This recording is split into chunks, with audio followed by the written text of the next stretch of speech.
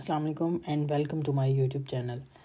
آج کے ویڈیو میں ہم یہ ڈسکس کریں گے کہ وہ کون کون سے لوگ ہیں جو فیملی ری یونین ویزے کے لیے اپلائی کرتے ہیں اور انہیں A1 لینگویج سرٹیفکیٹ کرنے کی ضرورت نہیں پڑتی۔ میں آپ کو بتا دوں کہ جب بھی آپ ویزا اپلائی کرتے ہیں آپ کو A1 لینگویج سرٹیفکیٹ حاصل کرنا پڑتا ہے۔ اب جرمنی میں آنے کے لیے آپ کو بیسک نالج آف لینگویج ہونی چاہیے۔ یہاں پہ آپ کو رہنے کے لیے، یہاں پہ آپ کو زندگی گزارنے کے لیے بیسیکلی آپ جرمنی میں لینگویج کے بغیر سروائیو نہیں کر سکتے۔ اور پاکستان میں A1 سرٹیفکیٹ کو گوہد انسٹیٹیوٹ ایشو کرتا ہے۔ گوہد انسٹیٹیوٹ میں لینگویج کے کورسز بھی کرائے جاتے ہیں اور وہاں پہ آپ کو سرٹیفکیٹ بھی دیا جاتا ہے۔ فار ایگزامپل اگر آپ گھر بیٹھ کے تیاری کرتے ہو اور صرف آپ ایگزام دینے کے لیے انسٹیٹیوٹ میں جاتے ہو تو وہ آپشن بھی اویلیبل ہے آپ کے پاس، لیکن اگر آپ نے وہاں پہ تیاری کرنی ہے تو وہ بھی اویلیبل ہے، مطلب کہ دونوں آپشنز اویلیبل۔ اس کی ڈیٹیل میں آپ کو کسی اور ویڈیو میں الگ سے بتا دوں گی، گوہد انسٹیٹیوٹ کی ڈیٹیل۔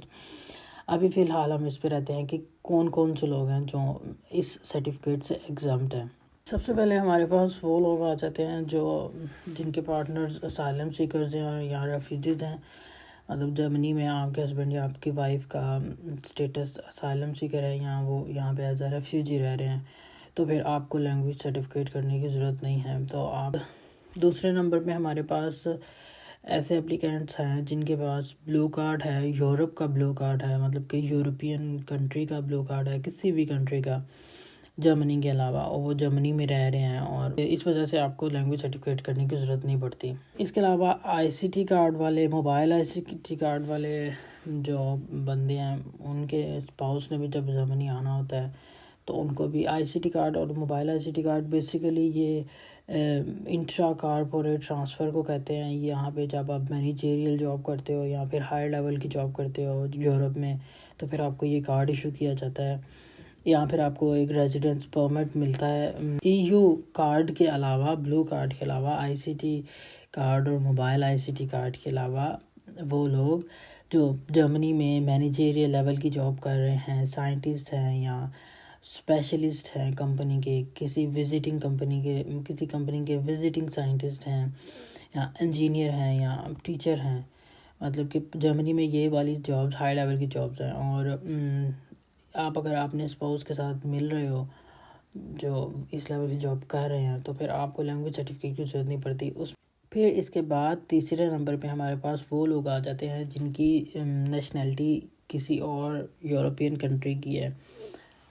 فار ایگزامپل ان کے پاس کسی کنٹری کا ریزیڈنس پرمٹ ہے یا پھر ان کے پاس کسی اور کنٹری کا پاسپورٹ ہے جرمنی کے علاوہ، تو پھر وہ لوگ یا ان کے اسپاؤس جو ہوتے ہیں، ان کے ہسبینڈ یا وائف ہوتے ہیں، ان کو A1 سرٹیفکیٹ ایگزمپٹ ہوتا ہے۔ اور لاسٹ کیٹیگری جو ہمارے پاس ڈیفائنڈ ہے ایمبیسی کی ویب سائٹ پہ وہ ہے کہ اگر آپ نے اپنے جرمن چائلڈ سے ملنا ہے، جرمن چائلڈ پاکستان میں آپ کا بچہ جرمن ہے، نیشنل ہے، پاسپورٹ ہے بچے کے پاس، اور آپ اپنی جرمن بچے کی مدر ہیں یا آپ جرمن بچے کے فادر ہیں اور آپ نے اپنے بچے کے ساتھ جرمنی میں آنا ہے، یہاں اگر آپ کا بچہ آلریڈی جرمنی میں ہے اور آپ نے اس سے ملنے آنا ہے تو پھر بھی آپ کو A1 لینگویج سرٹیفکیٹ کرنے کی ضرورت نہیں پڑتی۔